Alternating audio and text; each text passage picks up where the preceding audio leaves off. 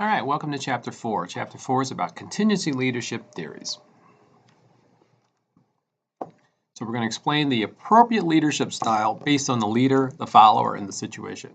Remember, those three things come up over and over again, right? Who's doing the leading, who are they leading, and what's the situation? So you could have the same leader, same followers, but different leadership style in the situation, because the situation changed. For instance, you might have an emergency where the leader is just giving out orders, or you might have a complex issue with lots of time, and therefore the leader and the followers are going to have lots of time to consult and give opinions and look into it, as opposed to being a directive leader where you're just giving orders because there's an emergency and you need to clear the room.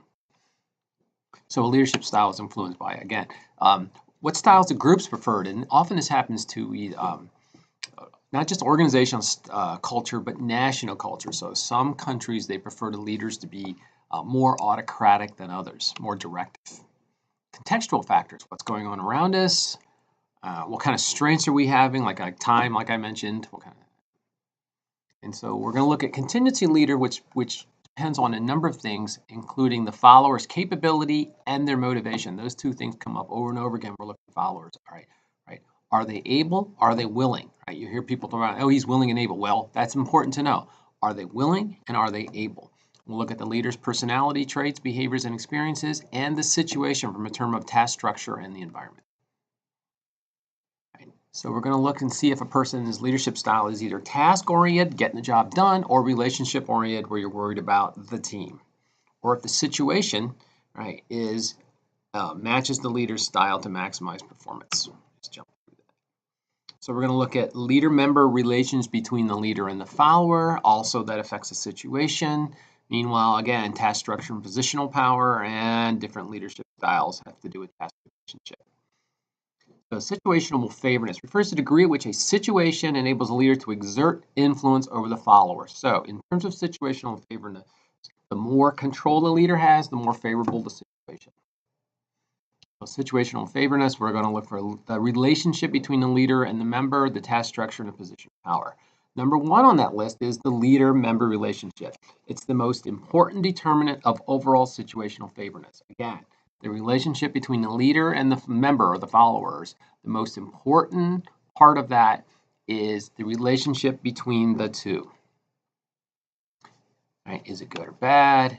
Do the followers trust and respect the leader? Is there any tension between them? Right. So leaders with good relations with their followers have more influence. Right. That is the most important factor in terms of the situation. What's that tell you as a leader or a future leader? You need to work on your relationship with your followers. Work on it. Work on it. Work on it. So the better relation, the better the favorable the situation. The second is potency. Is the task structured or unstructured? So structures is its repetitive routine.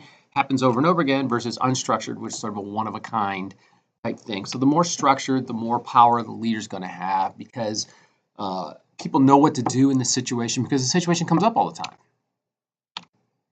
The third one is positional power. What's the rank? What's the position? What's the power given to the person by the organization?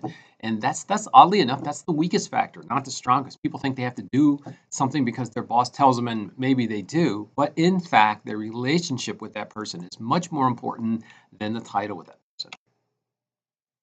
So we're going to think about, is power strong or weak? Does the leader have the ability to reward or punish, and so forth? Right. So the more power a leader has, the more favorable their situation. Certainly that's true. So if we can, if the leadership style doesn't match the situation, then the leader might be ineffective. I've seen people with only one leadership style, and if they happen to hit the right situation that fit their style, they did great. And if they didn't, they were terribly ineffective. And they're always frustrated because they couldn't understand why they were able to lead in some situations but not others. The answer is because the situation called for a different style. So you, leaders, need to change your style. You need to change your leadership style in different situations. Like I said before, the correct question to the interview question of what's your leadership style is, it depends. That's the answer. So the path goal leadership model is sort of used to help us pick the correct leadership style that's appropriate for the situation and the followers. So it tries to explain what leaders' performance, what leaders' behavior will work better to get more performance and satisfaction out of the followers. Right. So it's kind of like contingency leadership. So again, leaders are supposed to use the appropriate leadership style by this model. So we're going to look at the followers. Depends on their authoritarianism, locus of control, and their ability.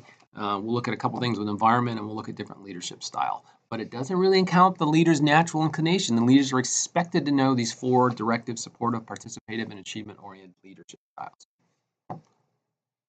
So in this theory, motivation is increased by, you're going to clarify the follower's path to the reward. So if you do this and you do it this way, these will be the rewards. I'm here to help you.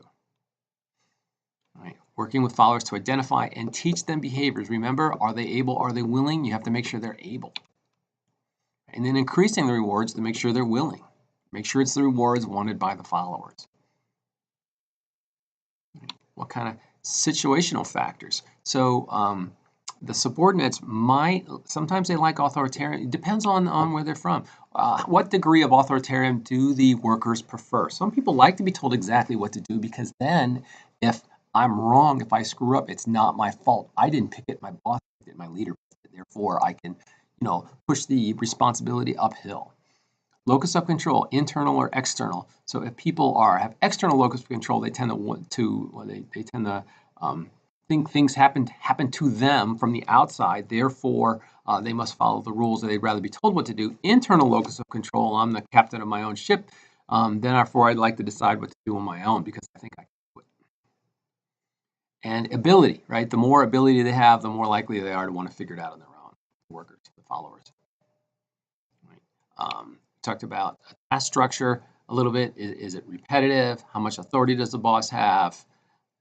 So forth. That affects the environment. So we come to the leadership styles. So in a directive environment, the leader provides a high structure. So they're going to tell people exactly what to do. So when the followers want authority, when the followers expect to be influenced by outside events, or when their ability is low. I think of this like at work when you hire new interns and they don't have any idea what to do. You have to tell them exactly what to do. Here, do it like this. It's like somebody on their first day at McDonald's. That's a directive style. It doesn't have to be mean. It doesn't have to be hard on them. You just tell them exactly what you need done. You're not asking. You're telling them politely what needs to be done and how to do it. Right. And you use this sometimes when the task is complex because it's beyond the follower's ability to do it. All right. So the leadership style that's supportive, sort of the next one on the list, is the leader provides high consideration. So they're going to consider what the persons want. They're going to give them more explanation when the followers don't want just to be told what to do. They have an internal locus of control. They want some say into how things happen to them. Their ability is high and they know it, so they want to pick how they're going to do this. The environmental tasks are simple. At least they're simple to the follower. So I think this is a case where a person knows how to do a job. A boss is assigning jobs, so you tell them what needs to be done, but not how to do it. Why not? Because they already know how. Right? And you might even tell them why it needs to be done. There's more consideration. This is important because of this.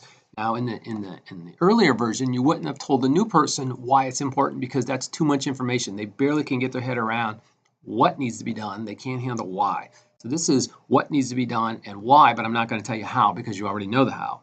If I tell you how when you already know it, it just irritates you. Then we have the participative where I'm going to let the employee include input. So I'm going to say, here, we have a problem. What do you think? Right? And I use this when the followers want to be involved.